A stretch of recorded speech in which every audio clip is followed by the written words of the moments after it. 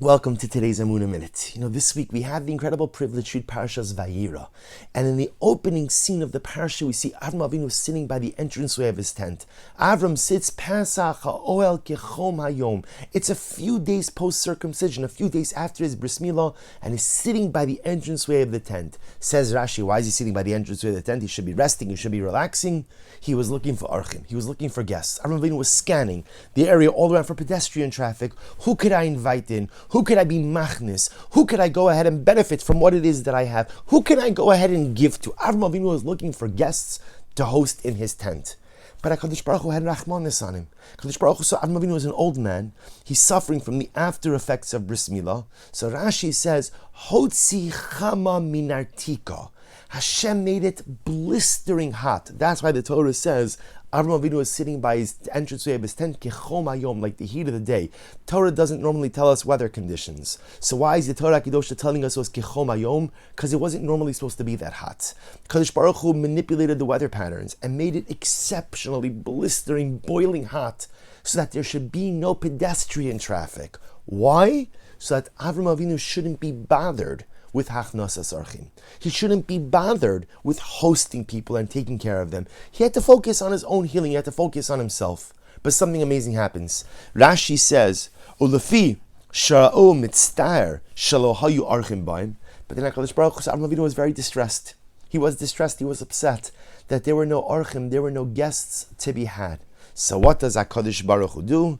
The Ribono Shel Olam summoned guests, but not regular guests, malachim b'demus anoshim. HaKadosh Baruch Hu saw how distressed Avram Avinu was that there are no guests, so he caused Avram to have guests, but not regular guests, angels who assumed human form.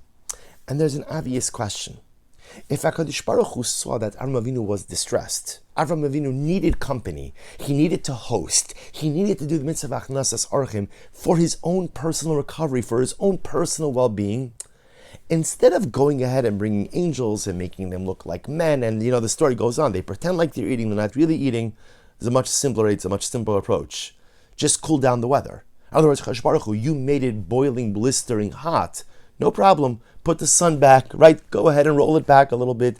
Bring it down a couple of degrees, a nice breeze, a little bit of shade. Let the pedestrian traffic start up again. And Avram Avinu will be able to go ahead and host guests in a normative way. In other words, why is the solution to the problem to bring angels who look like men? Why not create a simpler solution? Bring down the temperature a couple of degrees. There'll be more pedestrian traffic, and Avram Avinu could fulfill the mitzvah of achnasas archim, hospitality in a normative way. And perhaps the Ribono Shel Olam is teaching us an incredible lesson. Because sometimes in life, your circumstances are what they are. Sometimes things just are the way they are, and sometimes you can't change it. There are times in life where I could alter my reality. There are times in life where I could change certain circumstances that are currently part of my present. And then there are other times where my reality is simply unalterable, where my reality is what it is. But in those moments when my reality cannot be changed, a person has a choice. I could lament what should have been, could have been, would have been, or I can maximize what is. When my circumstances are not to my liking, I could complain and I could reflect how unfair, how terrible things are, or I could say, this is it. How do I make the best of it? How do I maximize it? And perhaps this is the metaphor contained in this story. You see, HaKadosh Baruch Hu takes the sun out, it's blistering, boiling hot. No one could walk around. Sometimes life is blistering, boiling hot. And all you want is HaKadosh Baruch Hu, you control the weather. Bring it down a couple of degrees, a little shade, a little breeze, make it a little bit cooler. You can do that. And HaKadosh Baruch Hu says, sometimes you have to learn the art of maximizing your circumstances, even if you can't change them. Could HaKadosh Baruch Hu have brought down the weather a couple of degrees? Absolutely. But instead, HaKadosh Baruch Hu leaves circumstances as they are, but adapts to this new reality. So there's no human pedestrian traffic. So what does HaKadosh Baruch Hu do? He brings out malachim, he brings out angels, dressed as men, or I should say, who looked like men, to visit Avram Avinu, because sometimes the circumstances in our personal lives is the blistering, boiling, hot sun. My circumstances are not that great. They're not what I would have chosen for myself. I'd like it to be a little bit cooler.